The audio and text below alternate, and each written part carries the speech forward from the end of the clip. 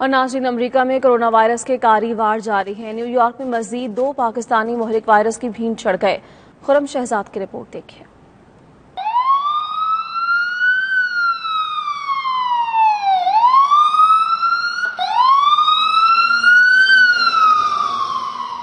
New York میں معروف کاروباری اور سماجی شخصیت سید اختر طیب 73 برس کی عمر میں انتقال کر گئے۔ مرحوم کے پسماندگان میں 2 بیٹے، 1 بیٹی اور بیوہ شامل ہیں۔ صاحبزادہ شراز سید کے مطابق سید طیب مارچ کے پہلے ہفتے میں کرونا وائرس کا شکار ہوئے تھے اور لانگ آئیلینڈ جوش ہسپتال میں زیر علاج تھے۔ چند روز قبل انہیں سانس کی دشواری محسوس ہوئی، جس کے بعد پہلے انہیں آکسیجن اور پھر وینٹیلیٹر پر لگا دیا گیا، تاہم وہ جانبر نہ ہو سکے۔